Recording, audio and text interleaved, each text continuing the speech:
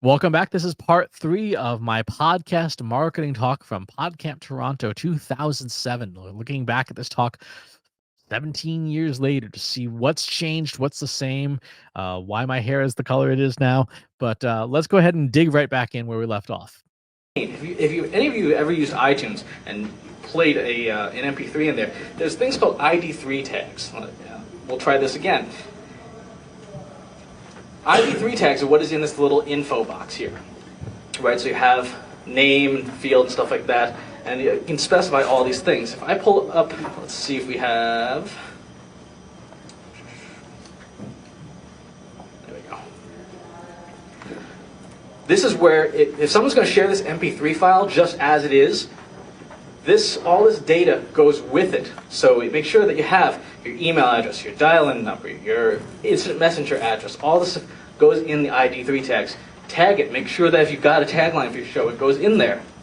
Can I finish something? Yes. Another advantage that a lot of podcasters don't know about with ID3 tags is if you do them properly, you get picked up in things like Last.fm and the Google Talk music plugin.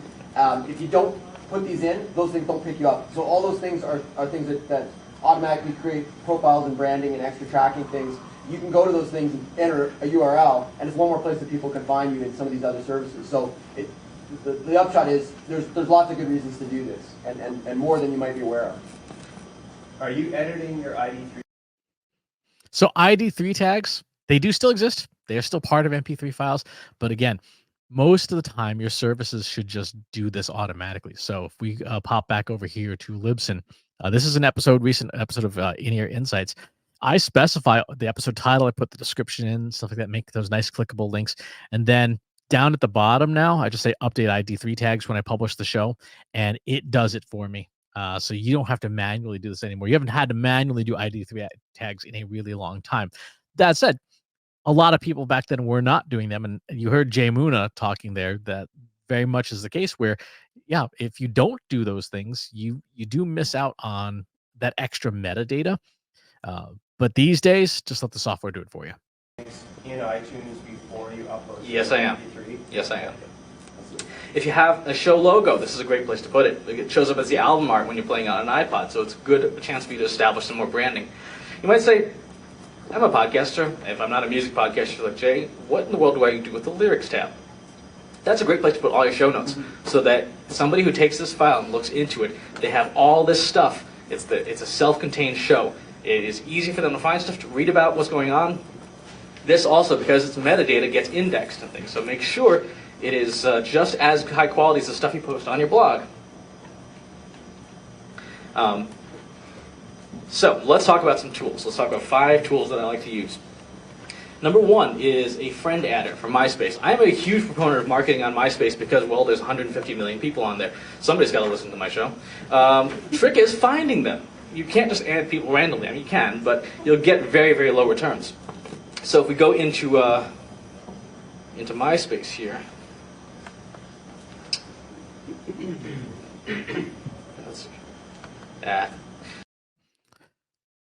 The funny thing about Friend Adder is Friend Adder was a piece of software that basically just mass added people as friends to your MySpace profile. And these days, that's kind of frowned upon. Right? These days, that's something that people prefer that you not do. I wonder how to fix this. This looks really awful.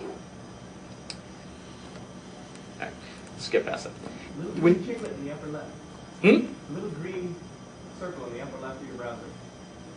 Yeah. Thank you. You'd think I would know that, being a technology person. Make sure your MySpace profile is robust, that's got your show in it, that's got your same calls to action that are on your blog and your web page, if you have such things. Make sure you have a Flash player. This one's by feedplayer.com.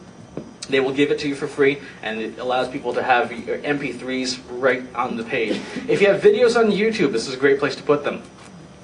When it comes to looking for friends, though, on MySpace, that gets a little bit trickier. So there's a piece of software I really like called friendadder.com. And what it does is it lets you do demographic searches on MySpace for what kind of people you're interested in. If there's a band that you like and you want to recruit their friends, you can go after them that way. If there's a person on MySpace who is, say, maybe a competitor, if you're doing a business podcast, recruit all their friends and add them as friends to you. And Needless to say, these types of software do not work anymore. In fact, most social networks are really good at detecting them and then permanently banning your account. There are a bunch of companies that do offer packages like this, particularly on LinkedIn. There's one called LinkedIn Scraper or Linked Helper or something along those lines. I can tell you with absolute certainty, they will get you banned. I set up a burner profile probably about 6 months ago and deployed one of them just because I wanted to see if anything had changed. And it ran for about an hour. It managed to send out about 250 connection requests. And then 30 minutes later, that whole account was permanently banned. So in general, this process and this habit of going out and using automation on social media profiles, not really effective.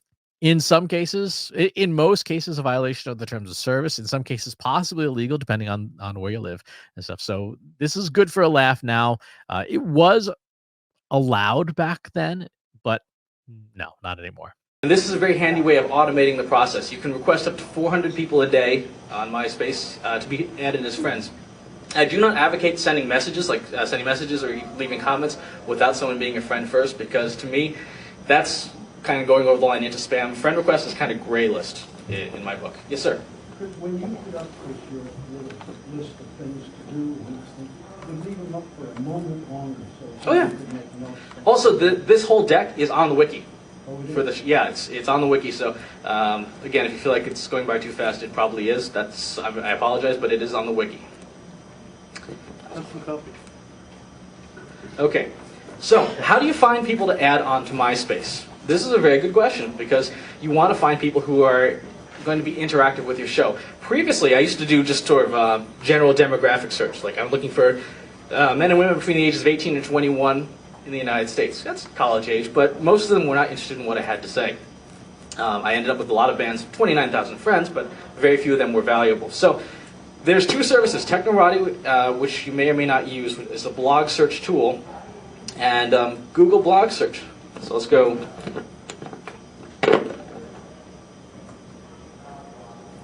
If you're doing a podcast and you have a topic matter, you need to think about what terms, what words that you use in your vertical that nobody else uses in light conversation. Like, for example, in financial aid, for those of you who are Canadian, American financial aid is required because our government does not subsidize higher education to any great degree, which is unfortunate. So let's look for the word FAFSA, which is the Free Application for Federal Student Aid in America. This is not a term that you would use casually. This is not a term that, when you're hanging out with your friends drinking Saturday night, you don't use this word. You only use this word in relation to financial aid, which means that it's ideal for my market. Technovati will give you people who are blogging using that term. You can see that, and here's one. Oh, look, a MySpace blog. All right. Here's their MySpace URL. Now Neither Technorati nor Google Blog Search exist anymore. So again, this is kind of a fun historical artifact. However, using intelligent show titles, using intelligent descriptions, using intelligent jargon within your content, that still works today. In fact, that works better today than it ever has because of the artificial intelligence, generative AI in particular. When you invoke very specific terms that are jargon in your field, those tools will have a much better understanding of what context you are talking about, and as a result, will yield better results. So if you're writing content about financial aid, and you reference the FAFSA, yeah, it'll perform much better. So even though conceptually we don't do this stuff anymore because these blog directories don't exist anymore, you absolutely should still be doing this with tools like Yoast or Rank Math within your blog.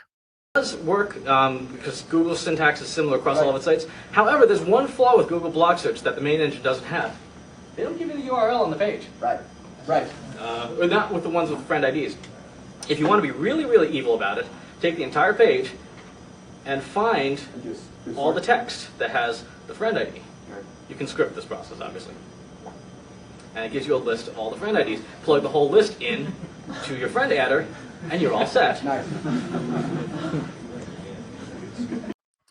The process of using search results to scrape identities out of search listings and feed them into an automation tool, very, very not allowed anymore. There are any number of consumer privacy laws now that, again, back then did not exist. Now very much exist. Don't do this. Just your PSA. You sell that script?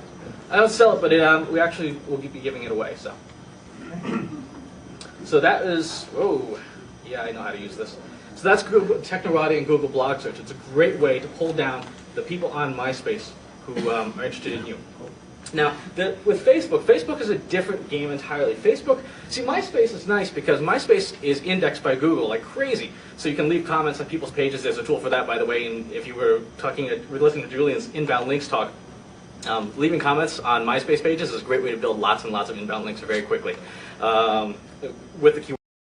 It's so funny because we talk about commenting strategy these days on social media, particularly on LinkedIn, but also on Instagram.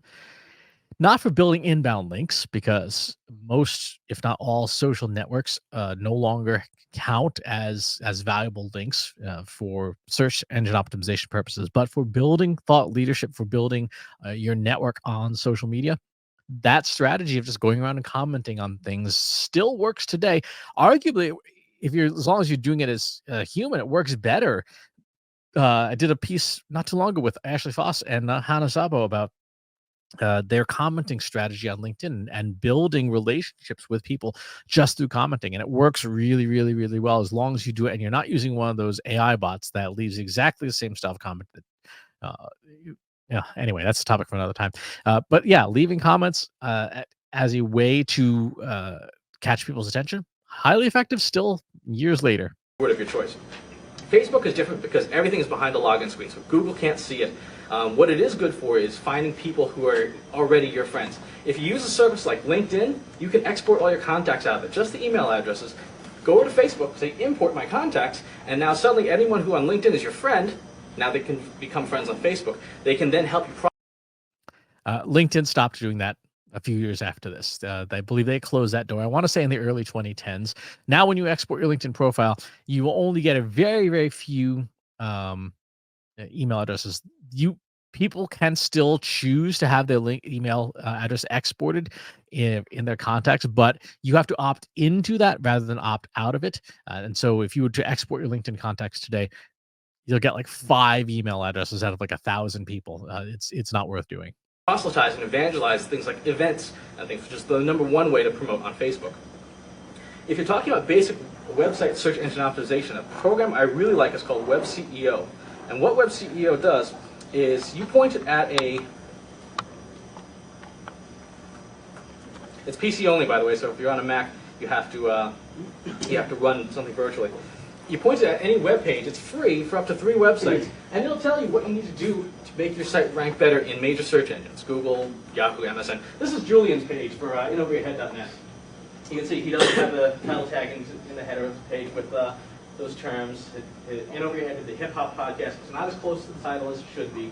Description tag is missing, stuff like that. It gives you a recipe, a whole laundry list of how to improve your website and how to make it rank better. This is good. This is basic stuff that doesn't take a whole lot of work, and the rewards pay off because chances are, if you are in a competitive space, just by doing these things alone, you will increase your competitive edge by about 90%.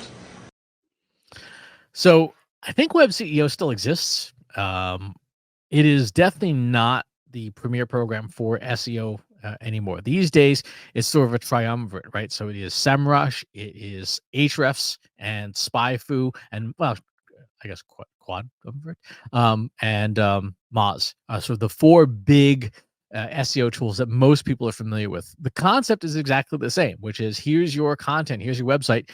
Let's tune it as best as we can to attract attention. But that specific software package, I can't think. I'd have to go Google and see if it still exists or not. Google Analytics, if you don't use that already, I won't demo that because it's a pain in the butt to get running. But it is just website statistics on crack. You can. What a surprise. In 2024, it's still a pain in the butt to get set up, even more so now than it ever used to be. It's been 4 years since Universal Analytics was retired, which didn't even exist back then. Back then, it was 2007, it would have basically been Urchin Analytics, just with the Google Analytics skin on it. The other tool mentioned there, Crazy Egg, is user interface testing software to do things like heat maps and things. Today, the best tool for that is Microsoft Clarity. It is free.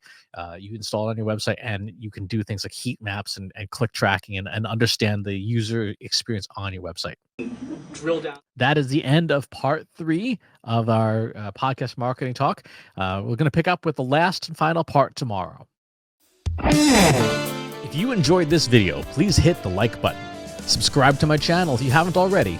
And if you want to know when new videos are available, hit the bell button to be notified as soon as new content is live.